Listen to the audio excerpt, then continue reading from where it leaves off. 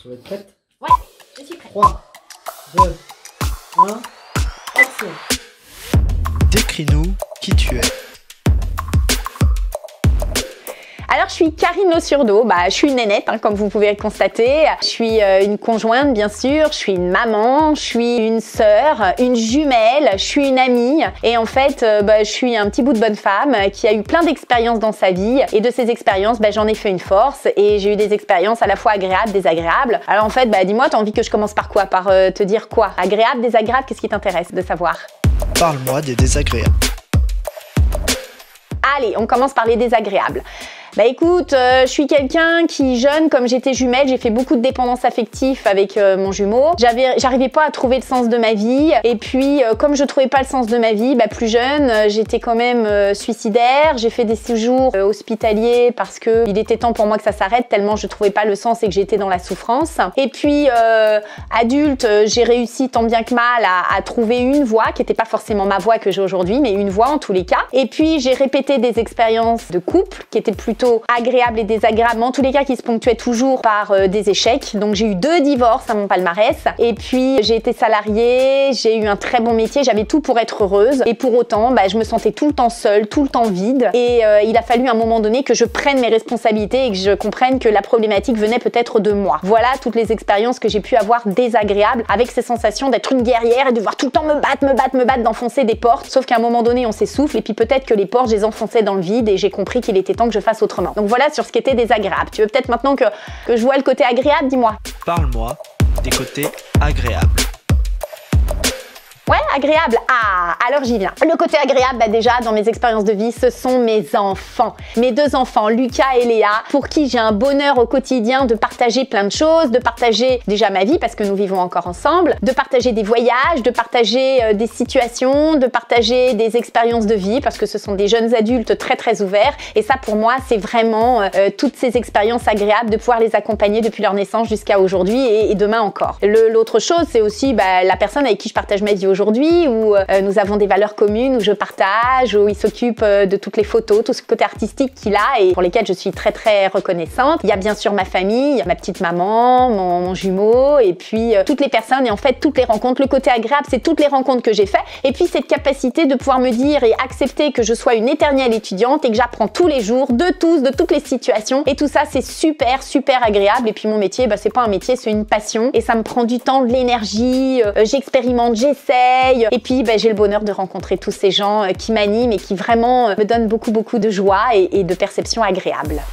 Qu'est-ce qui te motive?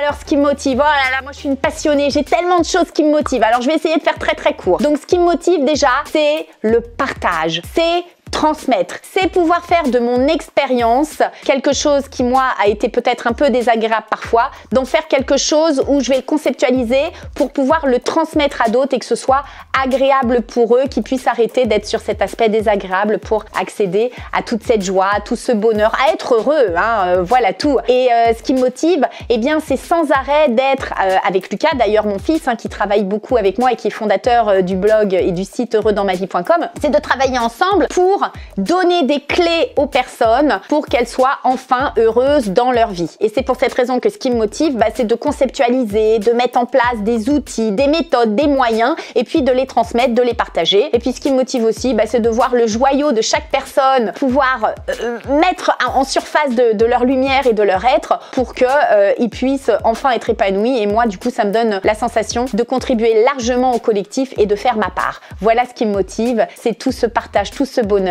toute cette transmission et c'est l'essence même de mes valeurs. Qu'est-ce que tu apportes? Ce que j'apporte, ça doit se voir, de l'énergie, de la joie, de l'espoir aussi.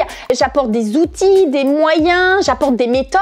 Avec Lucas, nous avons fait labelliser le programme CELA, connaissance, libération, le passage à l'action. Donc tous ces partages, tous ces apports, pour moi, c'est du bonheur pour l'autre, pour moi, et c'est vraiment des fluidités, de l'énergie en permanence, parce que j'ai l'intime conviction que nous sommes sur cette terre un passage et que de ce passage, nous avons le choix d'en faire ce que nous en souhaitons et c'est de l'énergie à l'état pur. Donc voilà, de l'énergie, de l'espoir, du partage, des outils, des moyens, voilà ce que j'apporte.